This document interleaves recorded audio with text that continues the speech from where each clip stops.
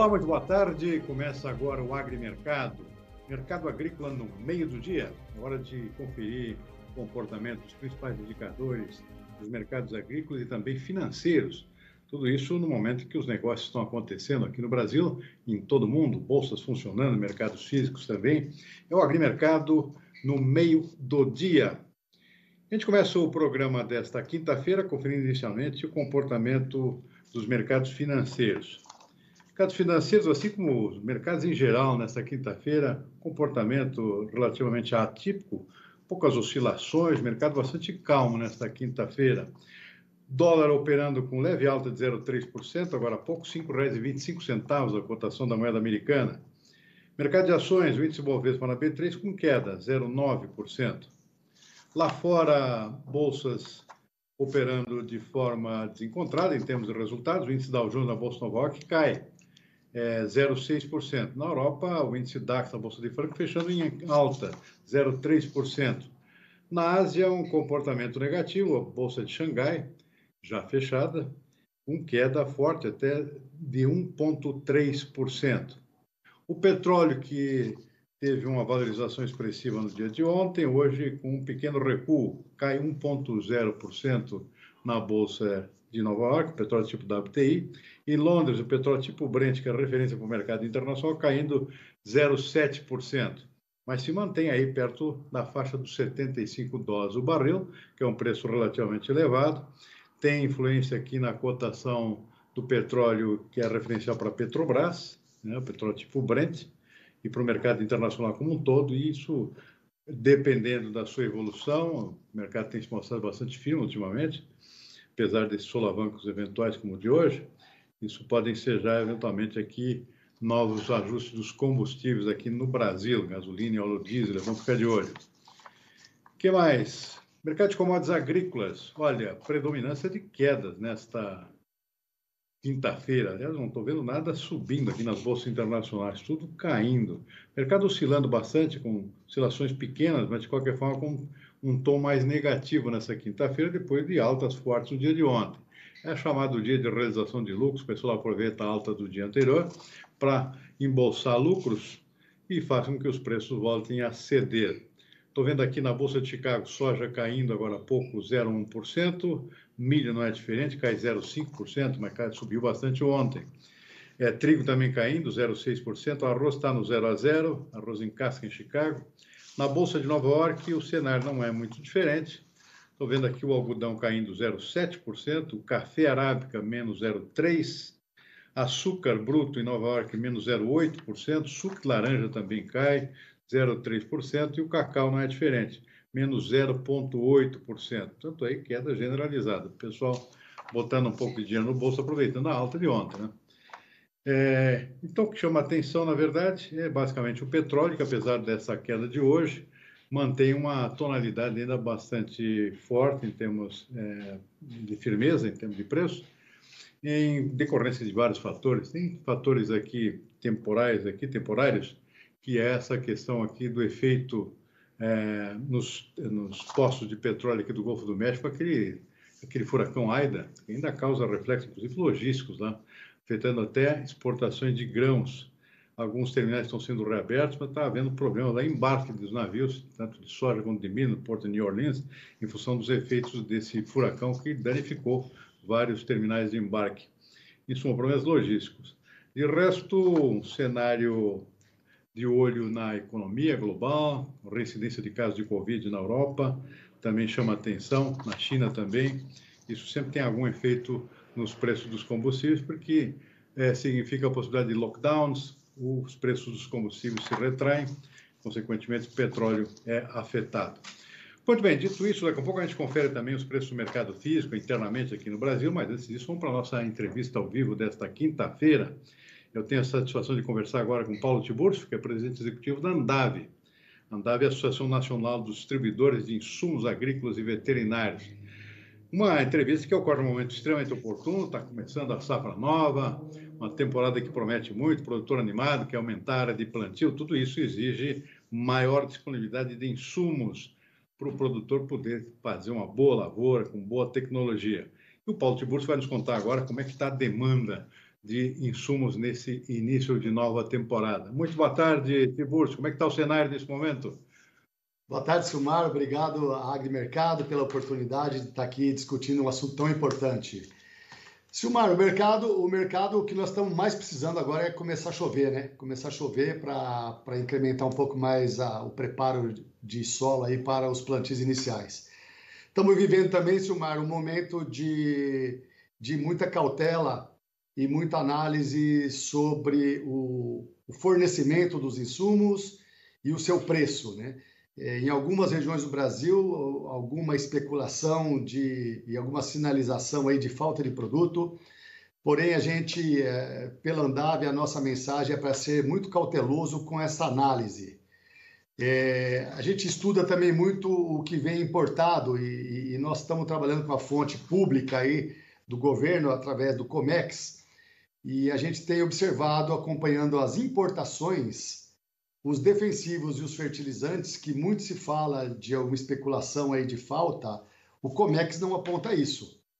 Tá? Então, nós precisamos tomar muito cuidado no momento, porque é um momento que isso pode levar a algumas renegociações. E algumas regiões do Brasil, o distribuidor tem sido já levado à mesa para discutir essa questão de volume e de preço. Mas precisamos tomar cuidado, porque o Comex não aponta nenhuma diferença aí, comparando com o ano passado, em volumes expressivos que acusam falta de produto. Paulo, agora se discute muito a questão logística. A gente sabe que tem um problema seríssimo em termos de aumento de custos de fretes internacionais, problema de disponibilidade de navios, inclusive, para essa região do planeta, aqui, tudo em função das consequências ainda da pandemia, né? E, é claro, isso afetou o comércio de tudo, né? Tanto a exportação brasileira quanto na importação também. E a consequência tem sido, claro, aumento de custos, né? Atraso de entregas. Então, realmente, existe esse tipo de preocupações por parte de muitos produtores em algumas regiões do país.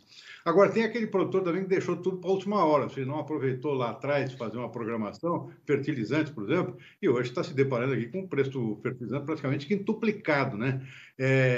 Tem essa situação, realmente tem sido percebido pela Andav? Como é que está sendo administrada essa questão dos produtores que deixaram para a última hora e estão enfrentando uma situação bastante complicada? Como é que o distribuidor atua num momento como esse, Paulo?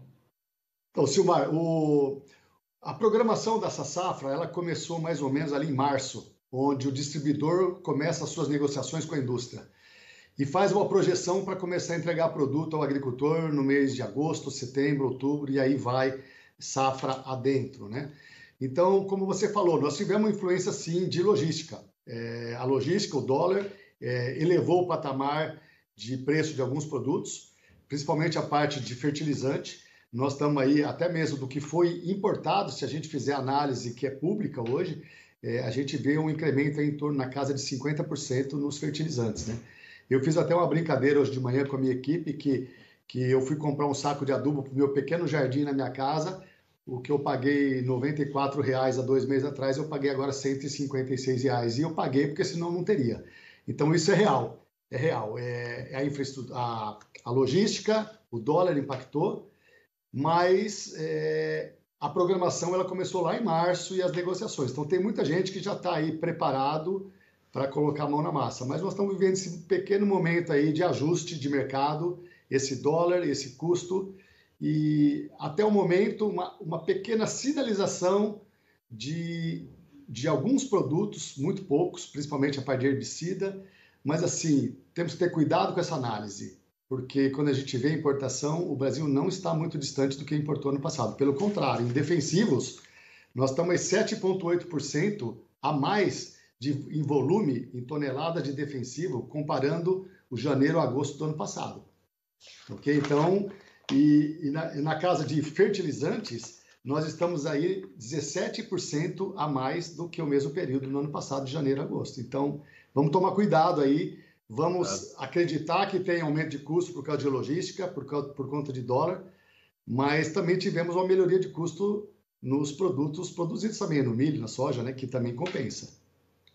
Sem dúvida nenhuma, os preços estão compensando, o produtor está animado, a tendência é de aumento, inclusive quase generalizado de áreas de plantio. A propósito disso, Paulo, vocês têm um sinalizador importante, que dá condições aqui de estimar, de prever aqui o avanço de áreas de plantio em função da própria demanda de insumos por parte dos produtores. O que você está sentindo? Vai aumentar muito a área de soja, por exemplo? Será que milho também vai acompanhar? Por outras vezes, não tem condições de aumentar tudo ao mesmo tempo, né? Faltar terra suficiente para tudo, mas está tudo bem, algodão parece que está bem também. O que você está sentindo aí no ânimo do produtor? Aumenta muito a área de plantio? De quê, por exemplo? A gente acredita na mesma tendência dos anos passados. A soja aí incrementando aí talvez perto de 2 milhões de hectares. Aí, o milho também uma tendência boa devido à precificação de milho. E uma tendência que é natural, não existe nenhuma explosão desse ano comparando com anos anteriores. O crescimento exponencial que o Brasil vem tendo. E isso está muito ligado, Silmar, e nossos ouvintes, o setor da distribuição também está crescendo junto com isso. O último ano, nós empregamos 11% a mais de funcionários. Estou falando aqui dos associados Andav, que somam cerca de 40 mil funcionários, incrementou 11% mesmo no ano de pandemia. Estamos falando, nos próximos 3 anos, um incremento de aproximadamente 780 novas lojas, novos pontos de venda da distribuição para poder atender esse crescimento. Mas o crescimento é um crescimento na mesma velocidade dos anos anteriores. O crescimento aí para a soja sempre crescendo 1 ou 2 milhões de hectares. E esse ano o que chama atenção é o milho, né? Com toda essa invertida que teve no preço, o bom preço que o milho enfrenta e a perspectiva de futuro, né? Uma perspectiva da China importar mais milho também. Então, eu acho que o milho vem forte.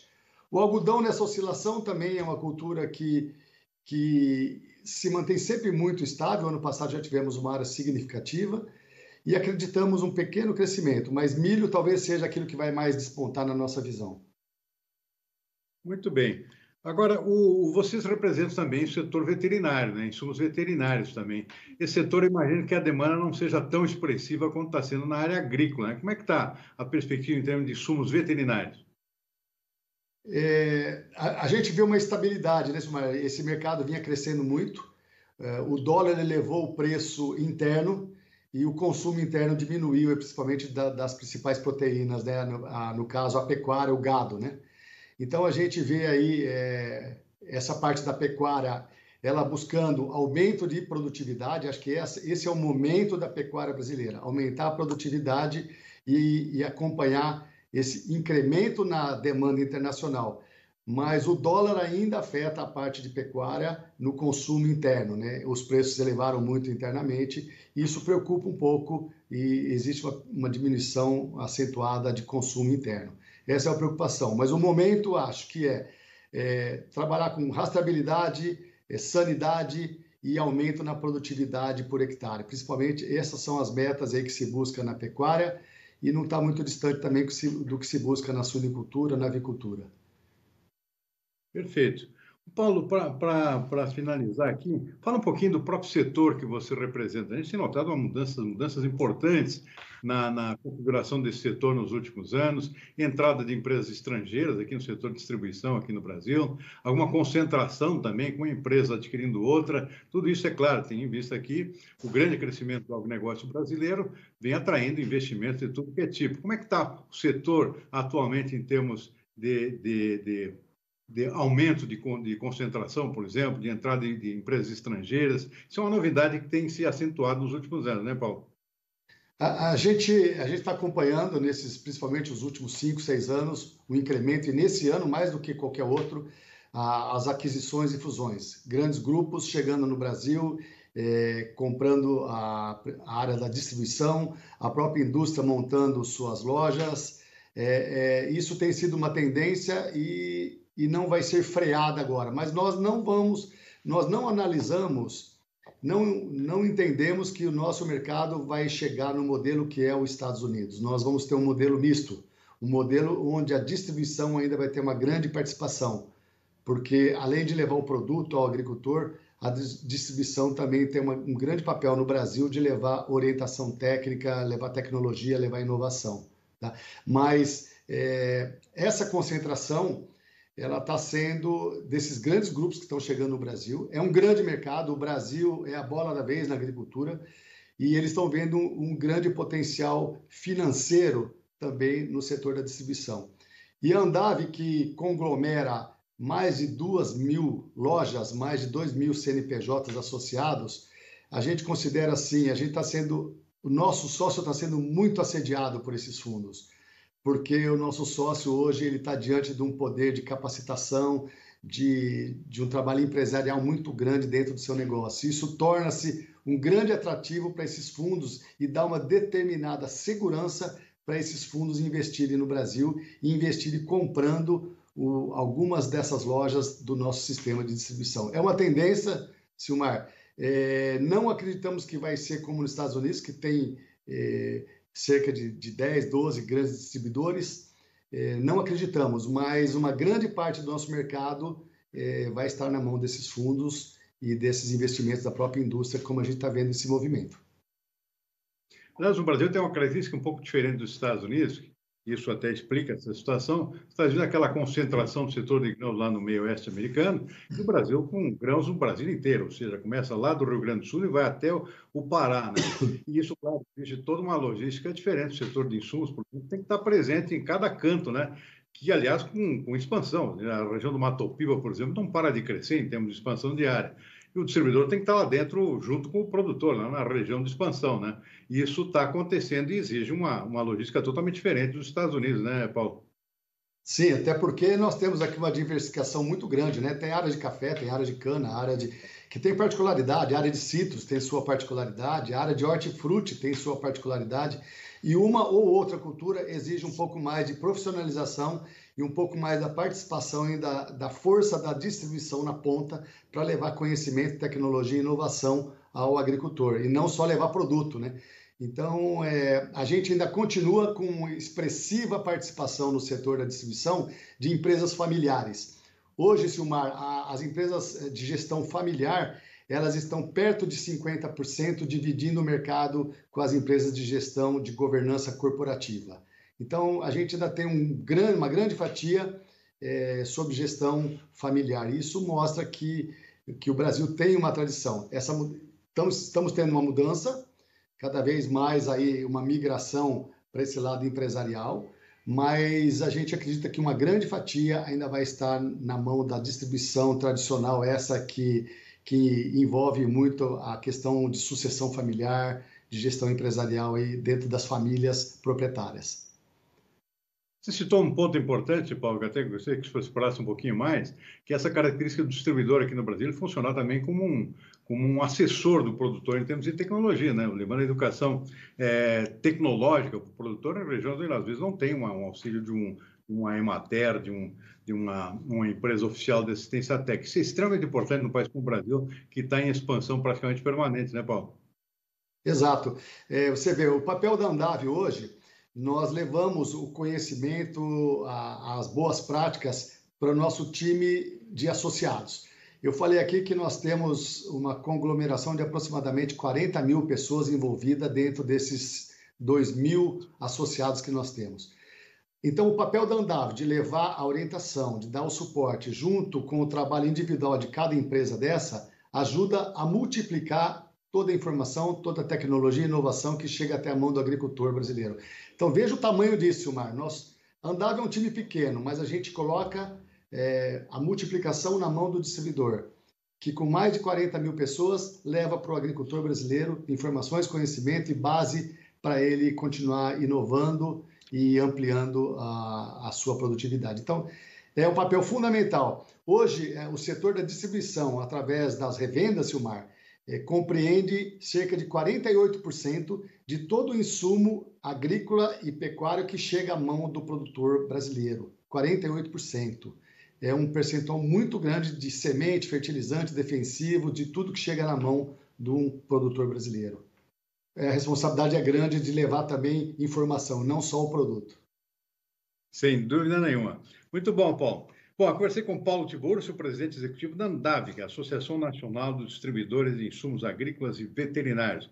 Paulo, muitíssimo obrigado pela entrevista, sucesso aí com essa safra nova, vamos torcer para que chova logo, para essa coisa começar em seguida, diferente do ano passado. No passado atrasou a chuva, a gente não quer que isso se repita esse ano, o Brasil está precisando de uma grande safra em 2022. Muito obrigado, muito boa tarde, Paulo. Até a próxima. Até a próxima. Muito obrigado, Silmar, e a todos os ouvintes. Um grande abraço. Obrigadão. Tchau. Muito bem, vamos em frente com o nosso agrimercado dessa quinta-feira. Hora de dar uma conferida rápida aqui nos nossos indicadores de mercado físico, preço no interior do país, nos portos, o mercado físico. Vamos começar pela soja. Preços da soja aqui no mercado interno, hoje pela manhã, operando com alta, refletindo ainda o comportamento da Bolsa de Chicago de ontem. Temos aqui altas praticamente generalizadas em quase todas as praças que a gente acompanha diariamente. E uma que outra exceção, estou vendo aqui Dourados com uma leve queda, mas é uma exceção. O resto tudo operando com alta nesta quinta-feira pela manhã.